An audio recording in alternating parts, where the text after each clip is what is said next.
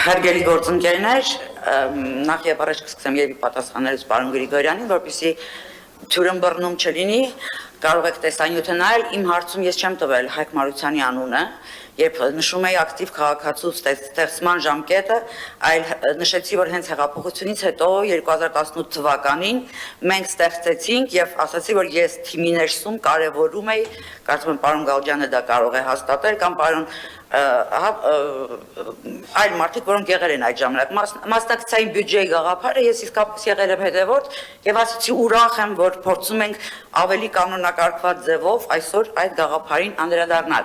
ասեմ ձեզ ավելին պարոն Գրիգորյան, քանի որ դուք ուշ եք սկսել հետաքրքրվել քաղաքի ճակատագրով եւ ավականու աշխատանքով եւ ի պաշտոնի հետ ժամանակ սկսեցիք հետաքրքրվել, ես եղել եմ այն ավականու անդամը, որ իմ քայլում նույնիսկ դեմ է եղել Մարությանի ընտրած ձևին մասնակցային կառավարման, որովհետեւ ասել եմ սխալ է այդպես փող տալ եւ ասել նախագծերը դրեք, ինչը որոշ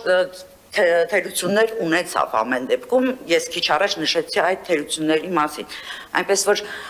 ձեր Մարությանաֆոբիան կպչուն մտքերը Մարությանի անվան հետ ինձ խնդրում եմ մի տարածեք, ես այն մարդն եմ, որ չունեմ անձապաշտություն, ինձ համար գոյություն չունեն անձեր, լինի դա Փաշինյան, Նիկոլ թե Մարության Հայկ, ինձ համար մեկ է, ես ունեմ գաղափարներ, ես ունեմ նպատակներ, սեփական աշխատավոճը եւ անձապաշտությունը պետք չի իմ վրա պրոյեկտել, սա մեկ, երկրորդը մենք խոսում ենք, ես իսկապես երկու ձեռքով սատարում եմ այս նախագծին եւ կողմ եմ քվեարկելու, որովհետեւ այո, նույնիսկ 2018 թվականին իմ երազանքներից մեկն էր, որ Երևանը դառնա թափանցիկ, հաշվետու եւ ժողովրդավարական իրապես արժեքներով կառավարվող քաղաք, որովհետեւ ի տարբերություն ձեզ, պարոն Գրիգորյան, ես նախորդ ռեժիմի ժամանակ փողոցներում կռիվ էի տալիս ոչ թափանցիկ եւ ոչ ժողովրդավար դրսևորումների դեմ, եւ դա էլ է փաստ։ Նշեցիք, որ առաջին անգամ դուք եք ստեղծել, որ քաղաքացին կարողանում է ահազանգել եւ հարթակ կա եւ հարցը լուծվում է։ Այստեղ էլ է երևում ձեր չիմացությունը Երևանի պատմության մասին, որովհետեւ դեռ Տարոն Մարգարյանի ժամանակ կար անհատների կողմից ստեղծված Citybug շատ լավ հավելված, որտեղ նշվում էին խնդիրները եւ այդ խնդիրները արագ լուծվում էին։ Ավելին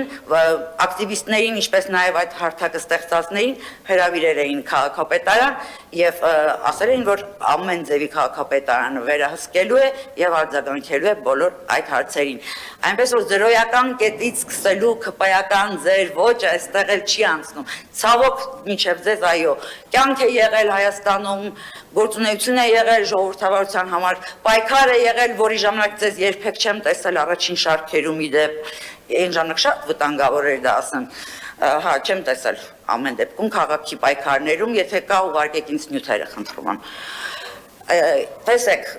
ժողովրդավարությունը այո, հենց դրանով է կարևոր, որովհետև քաղաքացին պետք է վստահ լինի, որ իր գրպանից վճարված հարկերը եւ թուրքերը ըստ նպատակի են ծառայեցվում եւ չեն մսխվում։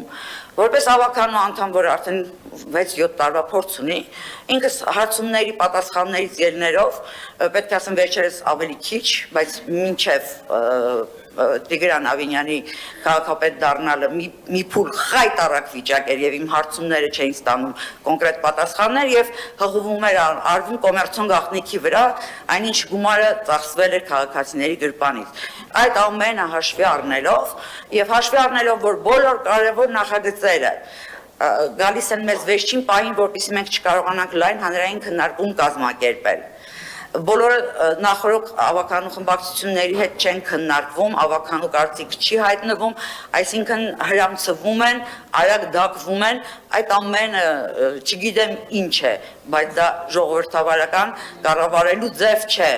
Պարոնայք, ձեր ժողովրդավարությունը կարելի է թաց անձեռոցիկով սրբել։ Հուսով եմ, սա հերթական բուտաֆորյան չի լինի։